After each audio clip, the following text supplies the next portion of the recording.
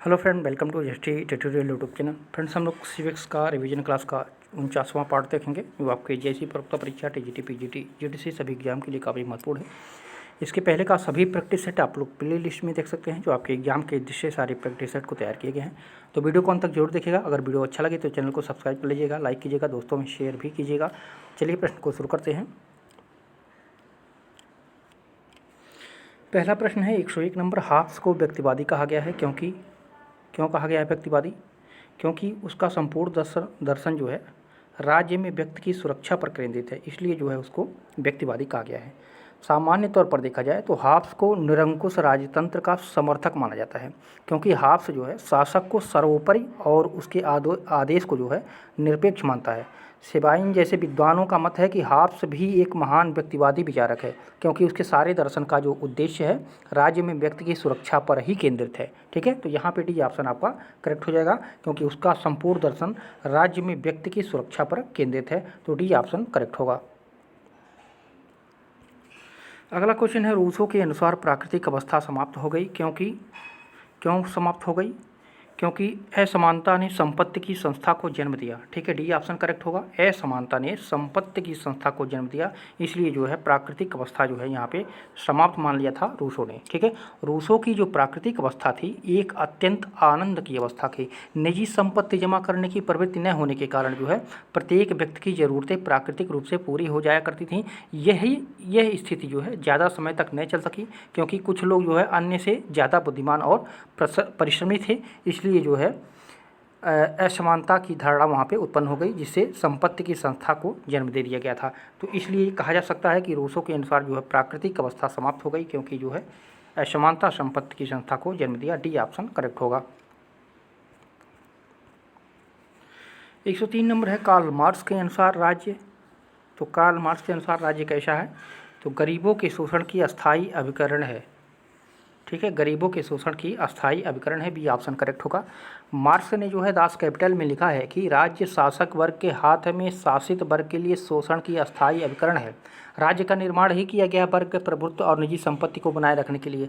Marks मानते हैं कि सर्वहारा की क्रांति के बाद भी जो है कुछ समय तक राज्य को बनाए रखा जाए, ताकि जो है सर्वहारा वर्ग इसका प्रयोग बचे हुए बुजुर्गों को नष्ट करने के लिए जो है कर सके। तो यहाँ पे भी ऑप्शन आपका करेक्ट हो जाएगा।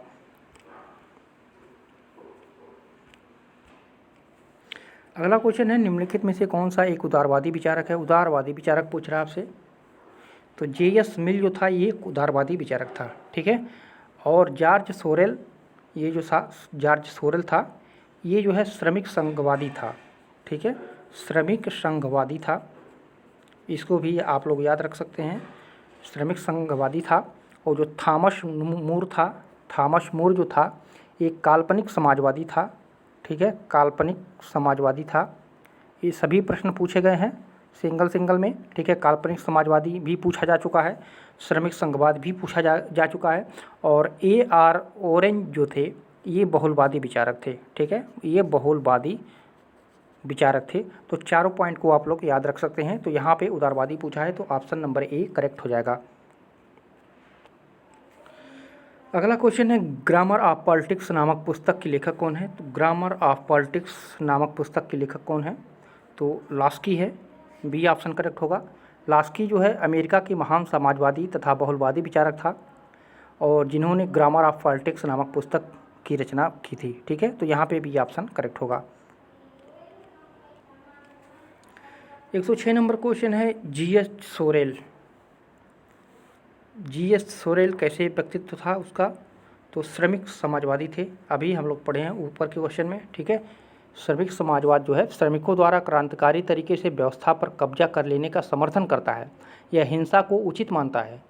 और अन्य विचारक जो हैं, इसके जो अन्य विचारक हैं जॉर्ज सोरेल भी थे, लियोन जाक्स, एमिली, ये सभी जो है श्रमिक समाजवादी से संबंधित थे। ठीक है, तो यहाँ पे बी ऑप्शन आपका करेक्ट हो जाएगा।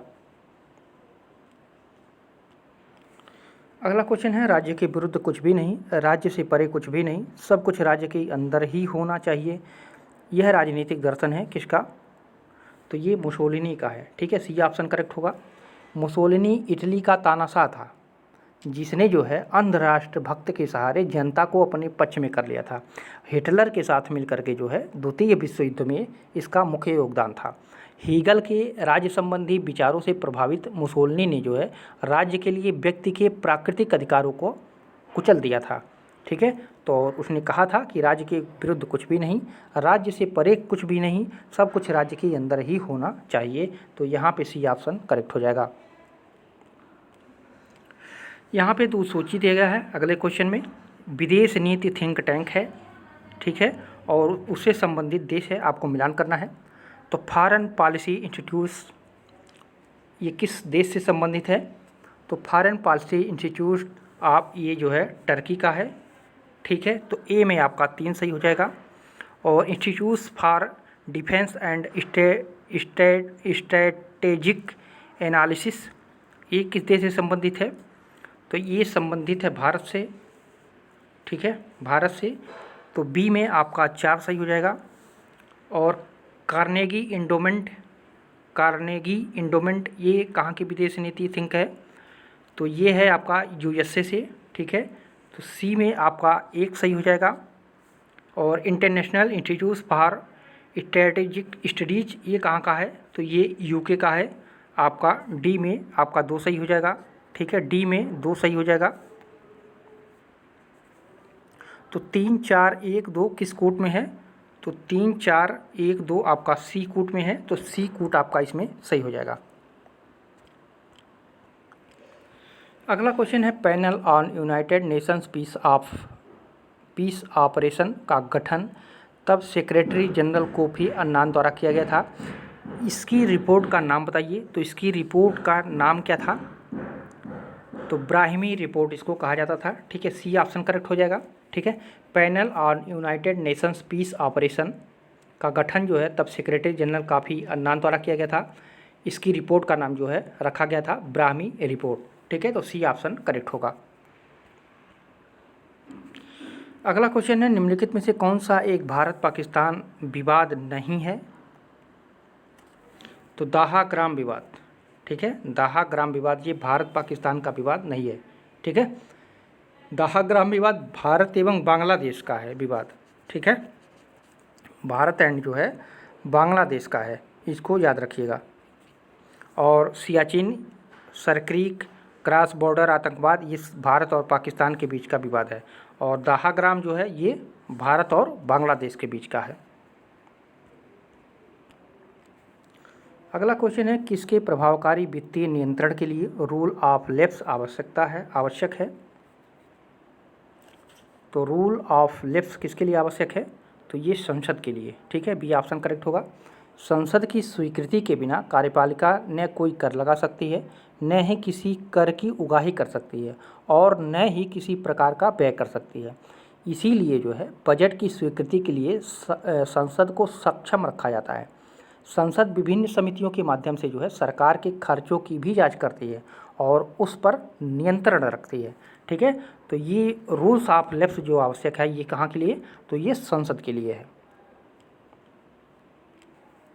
112 नंबर क्वेश्चन है भारत के सरकारी मंत्रालयों में डेस्क ऑफिसर सिस्टम के निम्नलिखित लाभ थे।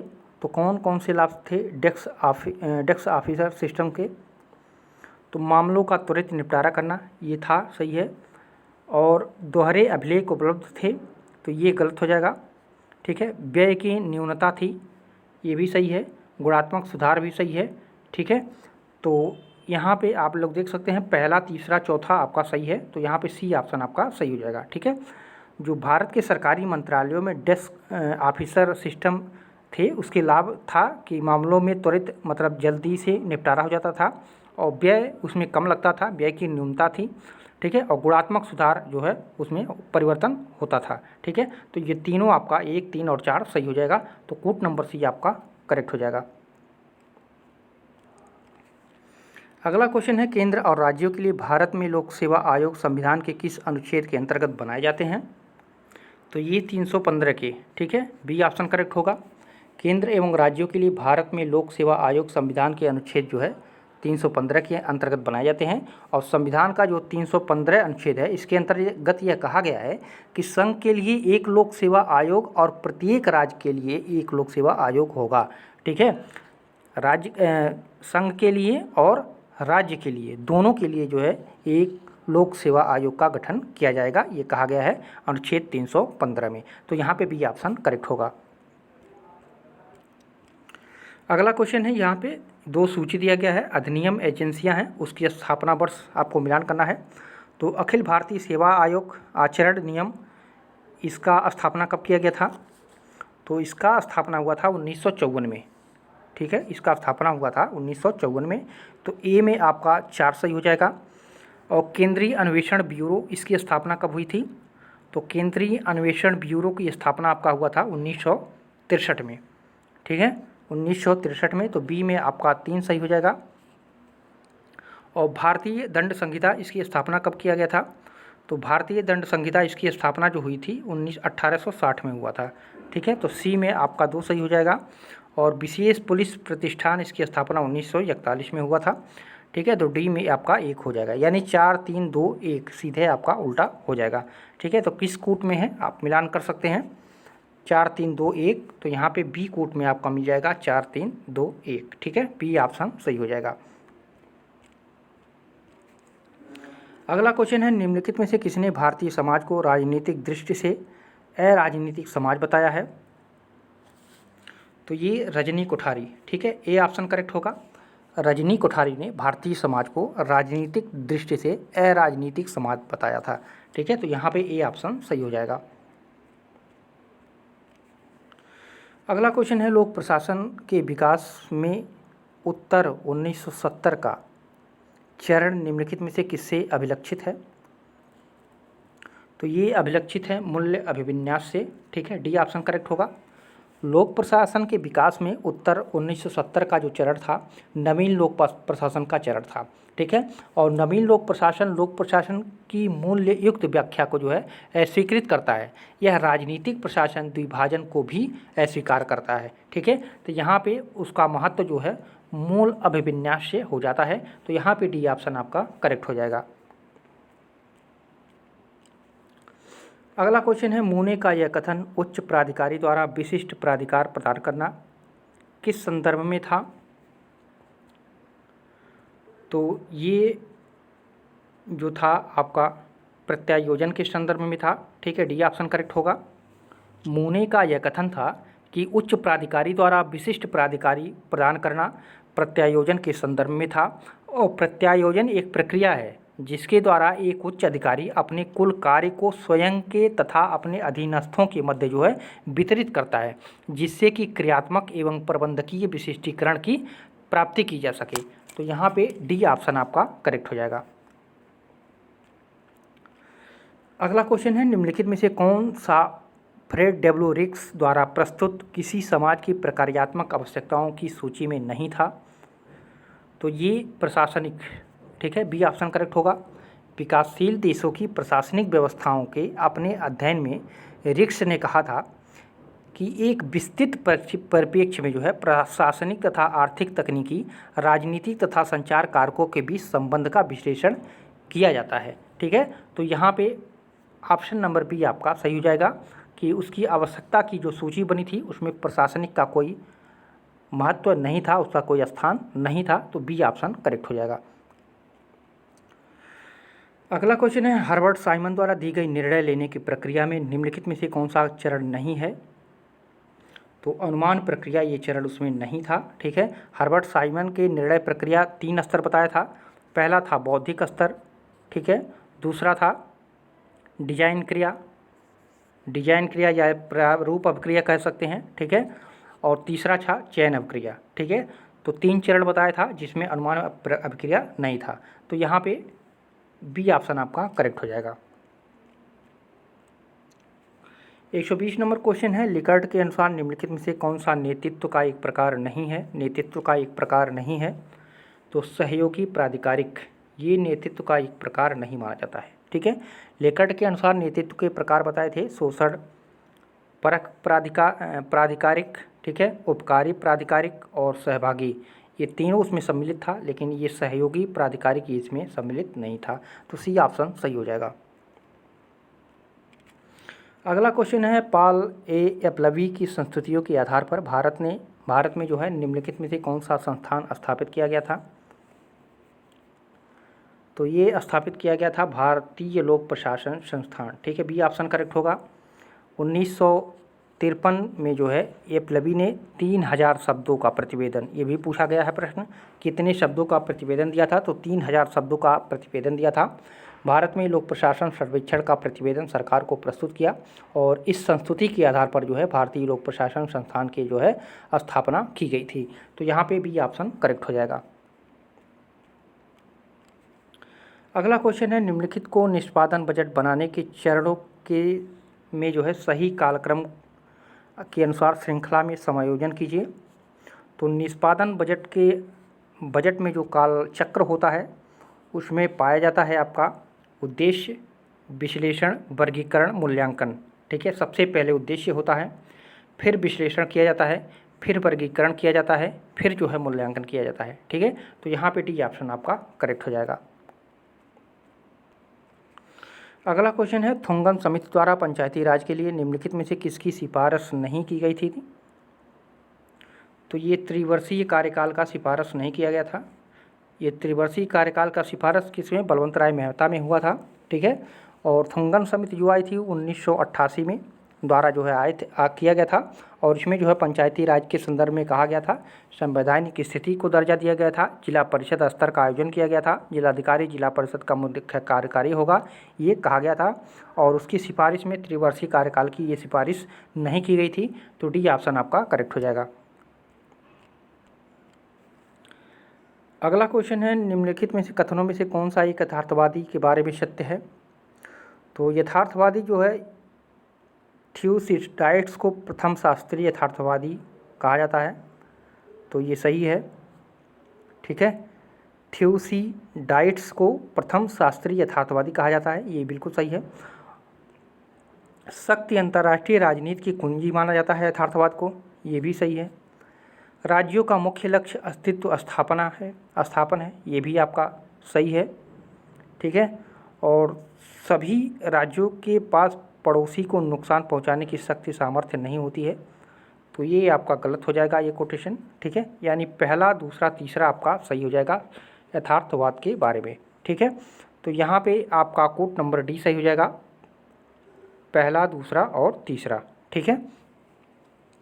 यथार्थवादी दृष्टिकोण अगर देखा जाए तो यथार्थवादी दृष्टिकोण शक्ति, शस्त्र एवं युद्ध को मानव स्वभाव की विशेषता मानता है।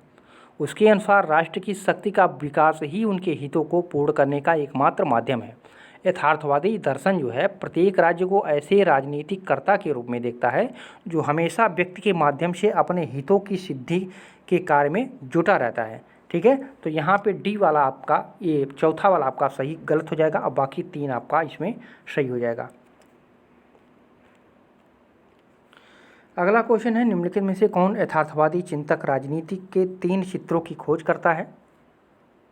कौन यथार्थवादी चिंतक जो है राजनीति के 3 चित्रों की खोज करता है? तो ये केनेथ वॉल्टेज था, ठीक है, बी ऑप्शन करेक्ट होगा। 9 यथार्थवाद के प्रमुख प्रवर्तक माना जाता है किसको?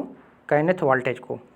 और उनके 9 यथार्थवादी सिद्धांत में जो है राज्य ही अध्ययन का मूल पात्र है, परंतु यह राज्य के साथ साथ विश्लेषण के स्तर तथा संरचना, अभिकरण, चर्चा के माध्यम से राज्य के ऊपर तथा राज्य के नीचे की शक्तियों पर भी जो है ये ध्यान देता है। तो यहाँ पे भी ऑप्शन आपका सही हो जाएगा।